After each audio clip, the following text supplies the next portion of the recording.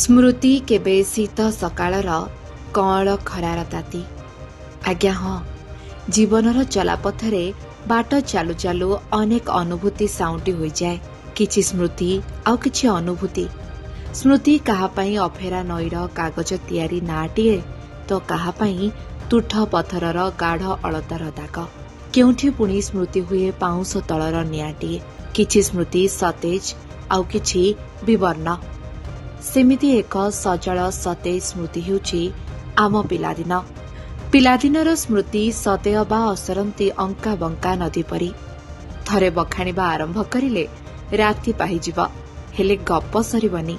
सुनेली सकाळरे पक्षींक कोलारब, धाड़ी धाड़ी ताल गछ, सबुजिमा धान खेत मझिरे अंका बंका नई पोखरी रे काचकेन्दु पानी, आउ सेई पानी भितरे कई फुलर समार, हलदी गुरुगुरु सोरिष फुलर खेत।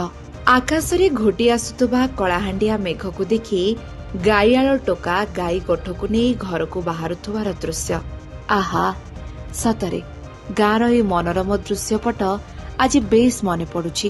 ପିଲାଦିନର ପୁରୁଣା ଜିନିଷ ଆଖି ଆଗରେ ପଡ଼ିଗଲେ ଅଜଣା ପୁଲକରେ ମନରେ ରୋମାଞ୍ଚ ସୃଷ୍ଟି ହୋଇଯାଏ। ମାନସ ପଟରେ ଆଙ୍କି ହୋଇ ପଡେ ସ୍ମୃତି ଫରୁଆରେ ସାଇତା ଥିବା ସେଇ ସବୁ ଅତୀତର ପୃଷ୍ଠାଗୁଡ଼ିକ। ଆଉ ମନେ ପଡ଼ିଯାଏ ପିଲାଦିନର ଗୋଟି ଗୋଟି ହୋଇ ଘଟି ଯାଇଥିବା ପ୍ରତ୍ୟେକଟି ଘଟଣା ଏବଂ ଦୁର୍ଘଟଣା। ସତରେ କେତେ ଭଲ ଥିଲା ଆମ ପିଲାଦିନ। ଶୈଶବ ମଧୁର, ଶୈଶବ ନିଷ୍ପାପ, କୌତୂହଳ ଭରା ଶୈଶବରେ ଆନନ୍ଦ ପ୍ରାପ୍ତିରେ ନଥାଏ। ଶିଶୁଟିଏ କେବେ କଙ୍କି ଦେଖି ଖୁସି ହୁଏ, ପୁଣି କେବେ ଫୁଟିଥିବା ଫୁଲ ଦେଖି ହୁଏ ଉତ୍ଫୁଲ୍ଲିତ। ପିଲାଦିନ କଥା ମନେ ପଡ଼ିଲେ ଆମ ଆଖି ଆଗରେ ଉଭାସିତ ହୋଇଆସେ ସାଙ୍ଗସାଥୀଙ୍କ ମିଶି ଖେଳୁଥିବା କବାଡି, ପୁଚି, ଦୌଡ଼ିଡିଆଁ, ଗୁଲି ଖେଳ, କିତକିତ ପରି ଖେଳର ମଜା। ଏଇଭଳି ଖେଳର ମଜା କେବଳ ପିଲାଏ ନେଉନଥିଲେ, ବଡ଼ମାନେ ମଧ୍ୟ ଖେଳୁଥିଲେ ବହୁତ ଆନନ୍ଦରେ।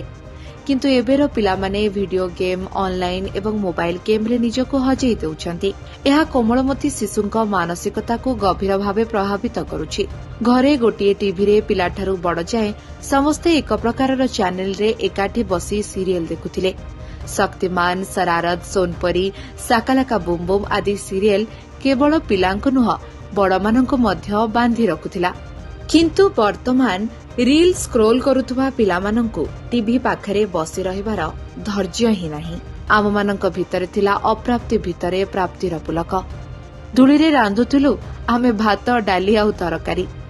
ମାଟିକୁ ଚକଟି ଗଢୁଥିଲୁ ବସ୍, କାର ଆଉ ଟ୍ରକ୍, ଆଉ ତାକୁ ରସି ଖଣ୍ଡିଏରେ ବାନ୍ଧି ଟାଣି ଟାଣି ନେବାରେ ପାଉଥିଲୁ ପ୍ରଚୁର ଆନନ୍ଦ। ଯାବତୀୟ ଅପ୍ରାପ୍ତି ଭିତରେ ଆମ ଭିତରେ ଥିଲା ପ୍ରାପ୍ତିର ପୁଲକ। ଆହୁରି ମଧ୍ୟ ଆମର ମା ମାନେ ଥିଲେ ନିଶ୍ଚିତ ଜଣେ ଜଣେ କବି। ଏକଥା ଜୋର ଦେଇ ଆମେ କହିପାରିବା ଯେ ମାତୃତ୍ୱ ଭିତରେ ଥିଲା କବିତ୍ୱ। ଅଝଟିଆ ଅବୋଧ ଶିଶୁକୁ ବଳେଇ ବଳେଇ ଖୁଆଇଦେବା ବେଳେ ଫୁଟି ଉଠୁଥିଲା ମାର କବିତ୍ୱ। ତାରି ଭିତରେ ଜେଜେମା ଆଉ ଆଈମା ମାନେ ଖୋଲି ଦେଉଥିଲେ ଅସରନ୍ତି ଗପର ପେଡ଼ି। ଆଉ ଏବେର ପିଲାମାନଙ୍କ ପାଇଁ ଏହା ମହାର୍ଘର ଅନୁଭବ। କେତେ ବିରଳ ଆଉ ଦୁଷ୍ପ୍ରାପ୍ୟ। 90 ଦଶକ ପରେ ପ୍ରାୟ ପିଲାଙ୍କ ପିଲାଦିନ ଲୁଚି ଯାଇଛି ସ୍କୁଲ ଟ୍ୟୁସନର ଚାରିକାନ୍ଥ ଭିତରେ। ମନ ମରିଯାଇଛି ବାପା ମାଙ୍କ ଉଚ୍ଚ ଆକାଂକ୍ଷାକୁ ପୂରଣ କରିବାରେ। ଇଣ୍ଟରନେଟ ମାୟାଜାଲରେ ଉତ୍ସାହ ଉଦ୍ଦୀପନା ଖୋଜୁଥିବା ପିଲା ବୁଢ଼ିଆଣୀ ଜାଲ ମଧ୍ୟ ଚିହ୍ନି ପାରୁନାହାନ୍ତି। ପ୍ରତିଯୋଗିତା ମନୋଭାବରେ ବନ୍ଧୁତ୍ୱର ମୌଳିକତା ସରି ଆସିଲାଣି।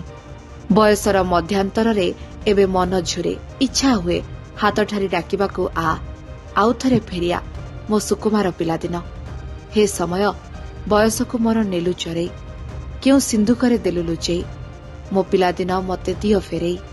ବାସ୍ତବିକ ଏବେ ଆମେ ସେଇ ଅତୀତ କଥା ମନେ ପକାଇ ଅନ୍ତତଃ ପକ୍ଷେ ଟିକେ ଖୁସି ତ ହୋଇପାରୁଛୁ, ଯଦିଓ ଆମେ ଜାଣିଛୁ ସେହି ସବୁ ସୁନେଲି ଦିନଗୁଡ଼ିକ ଆଉ ଫେରିଆସିବ ନାହିଁ ଆମ ଜୀବନକୁ। ତଥାପି ସେ ଦୁଷ୍ଟାମି, ଚପଳତା ଭରା ଅତୀତ କଥା ମନେ ପକାଇ ସ୍ମୃତିକୁ ମଧୁର କରିପାରୁଛେ। ହେଉ ପଛେ ତାହା ଏକ ମଧୁର ଯନ୍ତ୍ରଣା। କିନ୍ତୁ ବର୍ତ୍ତମାନ ପିଢ଼ିର ପିଲାମାନେ କଣ ଭବିଷ୍ୟତରେ କେବେ ନିଜ ଅତୀତ କଥା ଭାବି ହସିପାରିବେ, ଅନ୍ୟକୁ ହସାଇ ପାରିବେ? ଆଜିର ଏହି ଆଭାସୀ ଦୁନିଆ ମଧ୍ୟରେ ଏବେ ଶୈଶବ ସମ୍ପୂର୍ଣ୍ଣ ରୂପେ ବନ୍ଦୀ। Bureau report, live live Odia.